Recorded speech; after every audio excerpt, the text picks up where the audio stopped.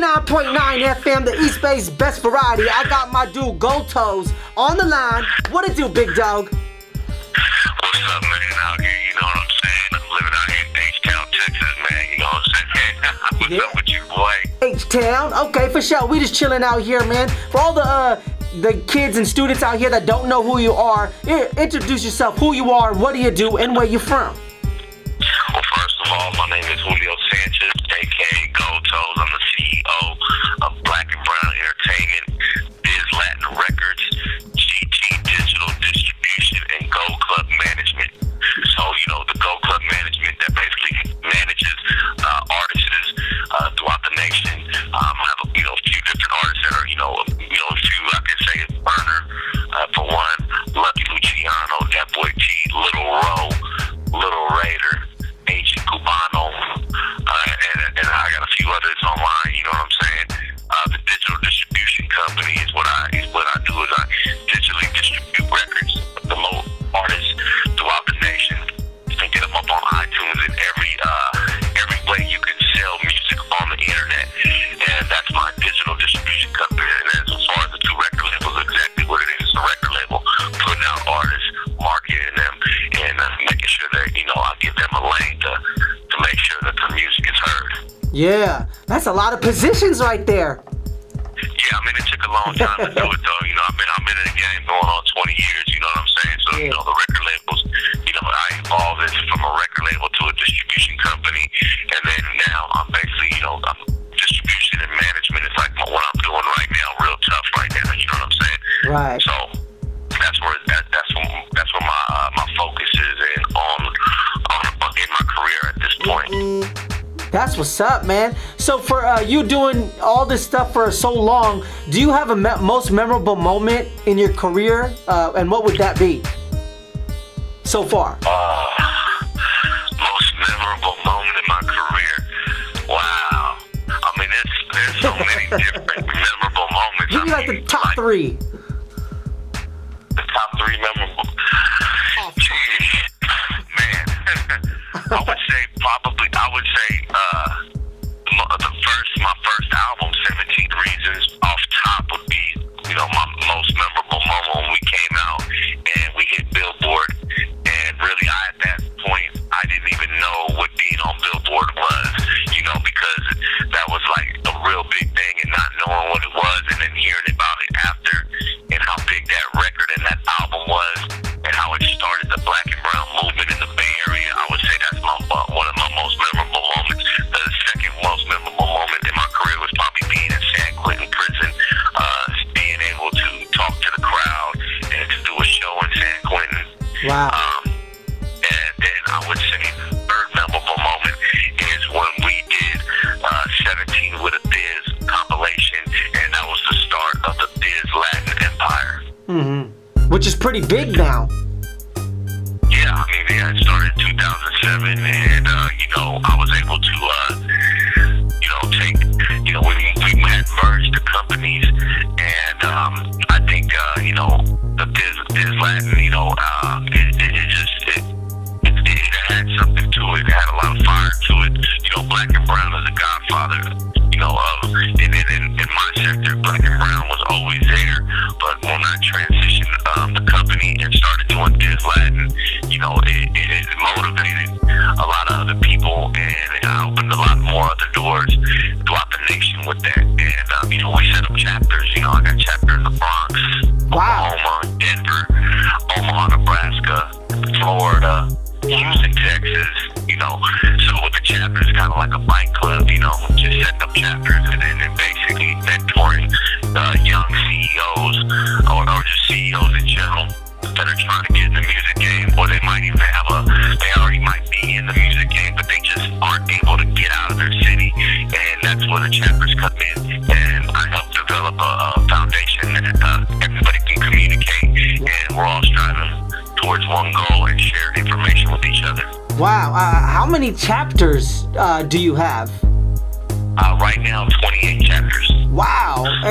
Throughout the United States. And the only one that's not in the United States is Latin Honduras. And then that they actually just left Houston, Texas not too long ago. And we're looking to do something in Brazil, Rio de Janeiro. That's what I got a chapter looking out right there. And I got big plans for that. They have a lot of good music out there. It's a different style. Yeah. And Latinos in general. It's not just we have urban rap, but then we got salsa, we got merengue. There's so many different ways we can go with this Latin. It just doesn't have to be rap. You know what I'm saying? Yeah. Yeah, most definitely. So you've accomplished so much. What is next that you're trying to? What else have you not accomplished that you want to accomplish? Well, my main thing is, I want to get into movies. That's where Black and Brown Entertainment will be coming back. Right now, there's a script being written right now in Pelican Bay State Prison by Tito Cedino, aka Gangsta Fleet. He is writing the script for 17 Reasons, the movie. We've been working on it for about 5 years now. And I should finally have a final script sometime by next year. And then once I have the script, I'll be shopping it around and trying to get at least a $5 to $6 million budget for it.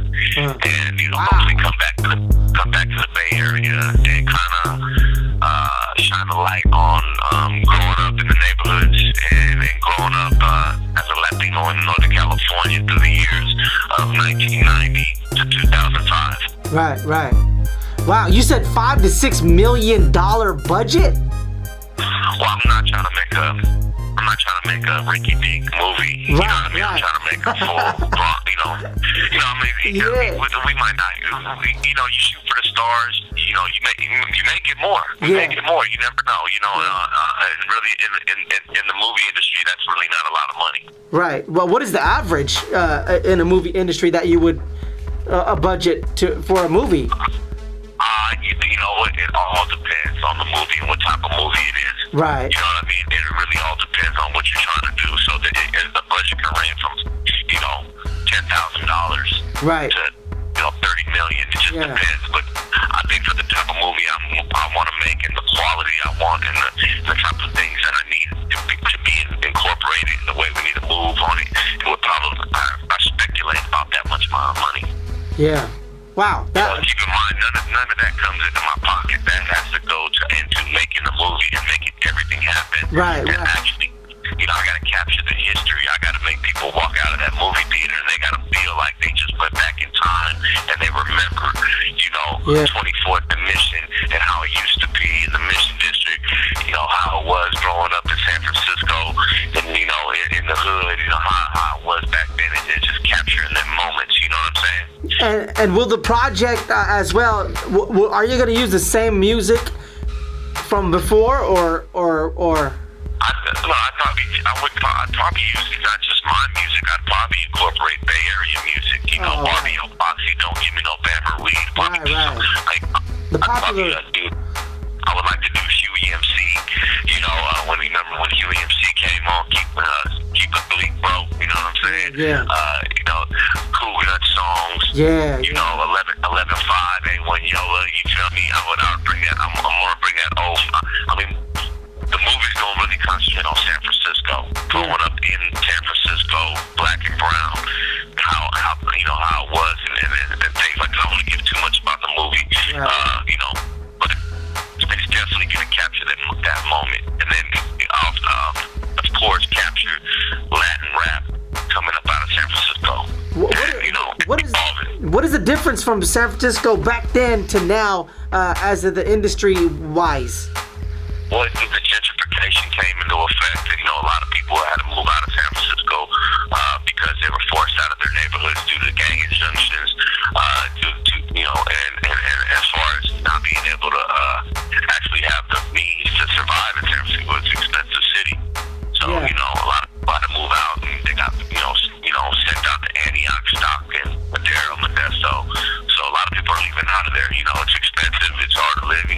It's just what the economy is doing.